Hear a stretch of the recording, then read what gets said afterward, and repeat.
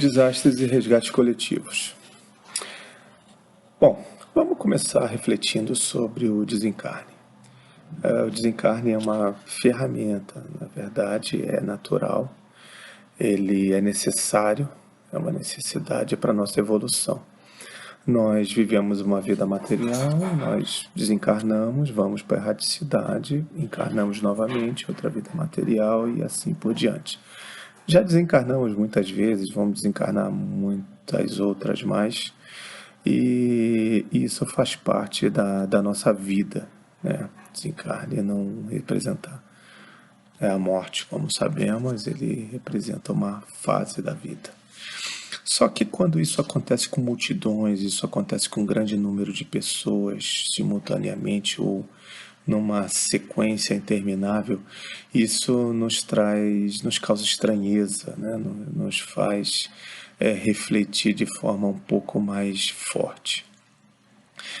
Bom, vamos tentar entender primeiro o que seria esses resgates, tá? A gente fala de resgate coletivo, mas veja bem, o homem ele trabalha em 3 esferas diferentes. Ele trabalha na sua vida como indivíduo, né? Ele trabalha no âmbito de família e também como cidadão, tá certo? A atuação do homem como indivíduo, se ela for uma atuação errada, uma atuação que exija uma reparação, ela vai ter um resgate individual. Se é por família, então, se ele comete erros no âmbito familiar, ele vai ter um resgate ligado às coisas da família. Se ele comete um erro como cidadão, por exemplo, num grupo, né, um grupo como uma gangue ou uma unidade de exército que comete atrocidades além do seu dever, ele gera aí a necessidade de um resgate coletivo, né? Há uma coletividade envolvida, ou seja, pessoas unidas cometeram uma grande falha exigindo a necessidade do resgate. E esse resgate vai ser coletivo. Então, isso nos traz o porquê das coisas acontecerem. Então, nós tivemos tragédias, né, no mundo durante toda a história humana, ou causadas pela natureza, ou causadas pelo homem. E nós temos que entender que as causadas pela natureza fazem parte de um mundo em transformação, né? Terremotos, maremotos e vulcões, e seja lá o que for. Só que hoje o homem não padece mais desse tipo de tragédia, são muito poucas agora, né? Elas estão cada vez mais raras, porque esse mundo em transformação, ele está se assentando. Então ele está causando cada vez menos essas tragédias e o homem aprendeu como se precaver, como evitar perecer por essas tragédias ou a maioria delas. Isso nos traz uma outra linha de pensamento que é sobre uma frase encontrada na Gênese, onde se diz que agora não são mais as entranhas da terra que se agitam, né? São as entranhas da humanidade. O que isso quer dizer? Quer dizer que agora é o homem que causa as tragédias. Então, a humanidade ela vem causando uma tragédia atrás da outra, né? E assim são as guerras, né? Tivemos 2 grandes guerras no século XX, depois, claro, depois do que a Gênese foi escrita. Tivemos muitas outras, tivemos genocídios, e o mundo aprende, né? A humanidade aprende.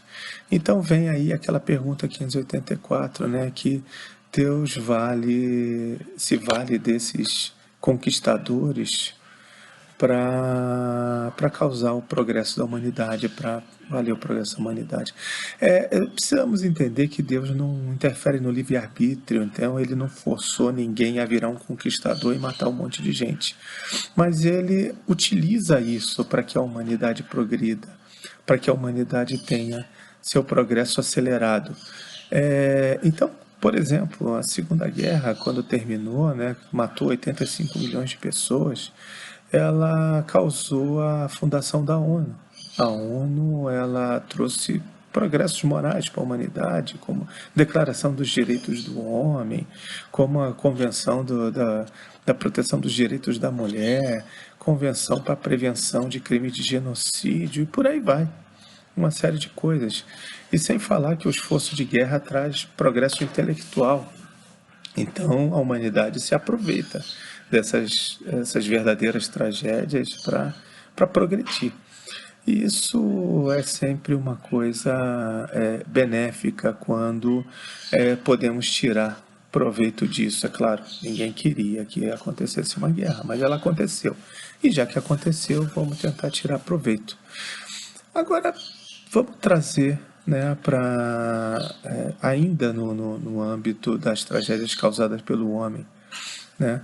Por exemplo, em 2017, nós tivemos no Brasil 175 mortes diárias por crimes crimes violentos intencionais, né?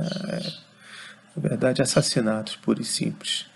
Então, isso dá uma tragédia de Brumadinho a cada 36 horas. Então, a gente tem tragédias diárias, a gente convive com tragédias coletivas diárias. A gente precisa aprender. Então, Brumadinho, ela trouxe um progresso em relação a Mariana, por exemplo. Mariana matou 19 pessoas. Não é o mesmo tipo de acidente, só que matou 19 pessoas. Brumadinho matou 270. Só que Brumadinho gerou movimentação no Congresso Nacional, foram criadas leis novas para prevenir esse tipo de coisa, os responsáveis estão sendo processados e por aí foi, né? Ou seja, o homem aprende, né? E essa pandemia? Como é que a gente vai entender essa pandemia? O que está acontecendo realmente agora?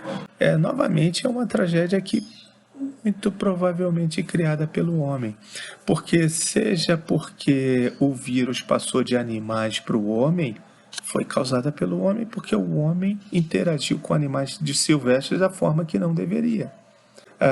Há quem diga que foi um vírus criado em laboratório, tal, aí já é uma teoria da conspiração, né? Mas ainda seria uma tragédia criada pelo homem, tá certo? Mas essa pandemia, você viu que essa foi forte, é uma pancada forte, ela ainda está acontecendo, os especialistas dizem que ainda vai piorar, mas entenda ela como uma freada de arrumação. O que seria isso? É a metáfora do ônibus, né? Um ônibus muito lotado, superlotado, você não tem nem onde pôr o pé às vezes, e o motorista vendo o que está na frente, coisa que os passageiros não veem, ele freia de repente para evitar um acidente e vai todo mundo de um lado para o outro lá na frente e volta e dá aquela arrumada. Aí você já tem onde colocar o pé, todo mundo já encontrou seu lugar e as pessoas mais compreensivas, né, entendendo que o motorista é uma pessoa responsável e está fazendo o que deve fazer, ele simplesmente freou o ônibus para evitar coisa pior. E a gente entende que agora a viagem vai ser melhor. Outros não entendem, se revoltam, xingam o motorista, sem saber exatamente por que foi essa freada. Assim é a nossa vida. Nós colocamos ela na mão de Deus. E Deus, de vez em quando, promove uma freada brusca, para arrumar a casa, dar aquela arrumada. E essa arrumada, quem tem esclarecimento sabe e confia que Deus fez para que no futuro nós possamos ter um caminho melhor. Então vamos entender dessa forma, vamos procurar entender dessa forma e entender que não há tempestade sem benefício e não há noite sem alvorada. Tudo passa. E isso vai passar também e nós vamos, depois dessa freada, ter uma viagem mais tranquila. Meu nome é Almir e obrigado e até a próxima.